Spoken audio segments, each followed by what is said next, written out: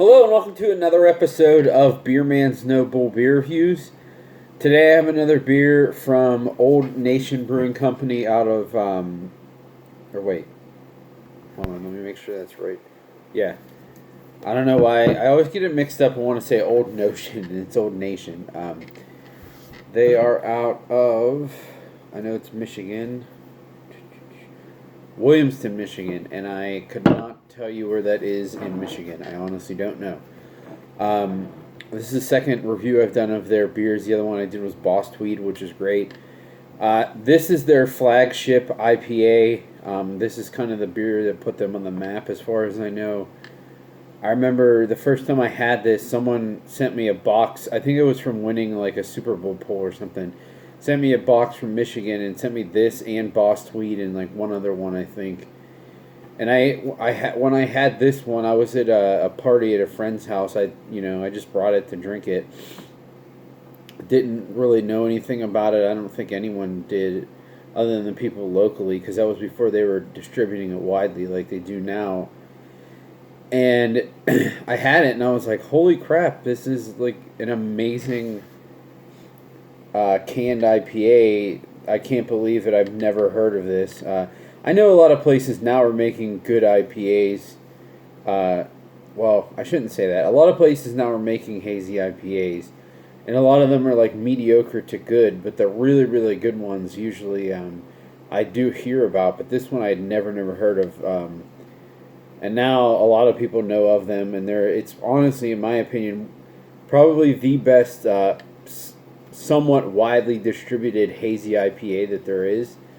At least from what I remember. It's been a while since I had this. I'm really excited to have it again and do a proper review. They just started distributing down here in Charlotte, so I'm psyched about that I can just get this whenever I want. At least as long as they continue to distribute down here. And this is it's M-43 is the name of it. New England IPA, 6.8 ABV, 65 IBUs. Malt, Pilsner, wheat, oats. Boil hops, Calypso, Amarillo, Citra, dry hop, Citra, Amarillo, and Simcoe. Yeah. So basically, it's Calypso, Amarillo, Citra, and Simcoe. So Citra and Amarillo and Simcoe is a really good combination. I don't know much about Calypso, but I'm gonna crack it open and see what we got here.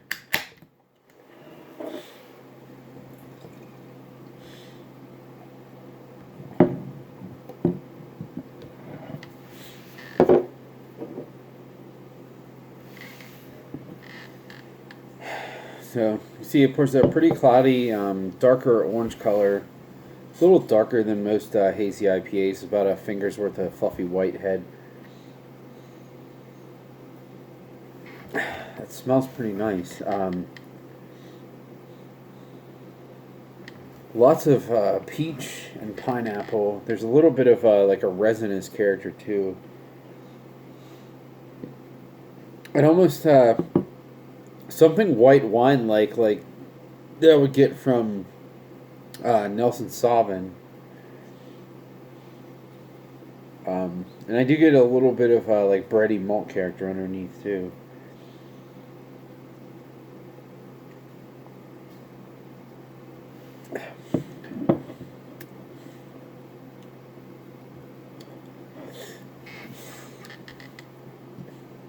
That's really good.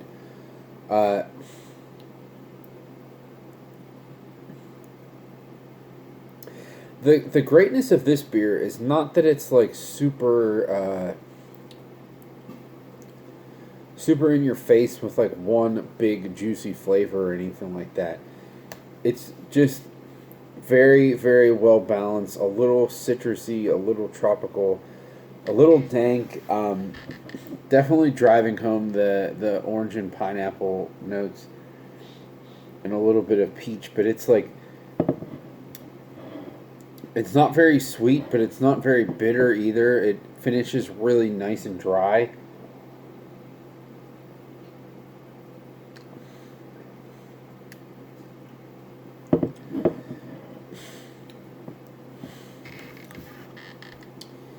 Yeah, I mean, I said it's been a while since I've had this, but it's kind of what I remember. It's like the flavor profile itself isn't enough to blow you away, but it's really good, and the fact that everything is just so circular and in sync with the beer, it just makes it just raises it to another level.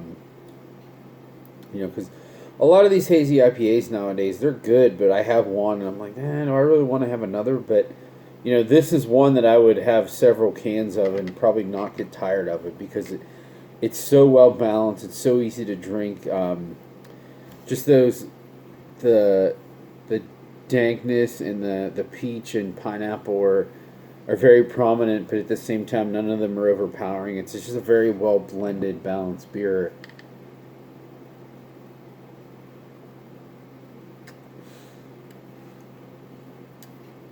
And the bitterness just like it keeps everything in check, but it never lays on the back of the tongue at all. Some hazy IPAs too, sometimes I drink them and I'm like, oh, I really like this after the first sip, and then the second one, third one, fourth sip, and the bitterness just builds and builds and builds, where it's just like, I don't know how much more of this I can drink. But this, it doesn't build. It's just a very steady line of bitterness, which is awesome. I don't remember what I paid for this. Trying to remember. But I'm pretty sure, I don't think I had I don't think I got a full 4-pack of this. I think this is an individual can, which I found somewhere. But I think it was only like, I think the individual can was only $5, which equates to $20 a 4-pack. But that was a markup because it was an individual can.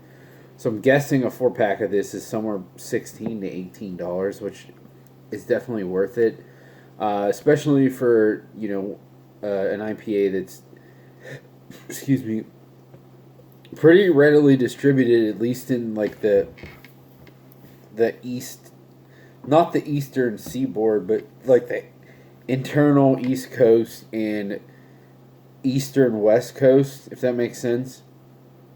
Like from Michigan to kind of the middle of Pennsylvania and down, that layout of distribution. I mean, they might even distribute further than that, but that's just where I know that they definitely do distribute. And because I know they go to like the eastern side of Ohio and they distribute down here, so.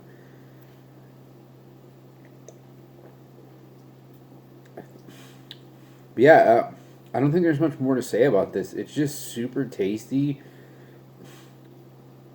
I know I say a lot of beers are very well balanced because to me that makes a big difference in a beer. Like I love super flavorful things, but if something's well balanced and it's just crushable, to me that's outside of like a big giant imperial stout. Like you're not really necessarily expecting it from that, but something like this, it really should be like that.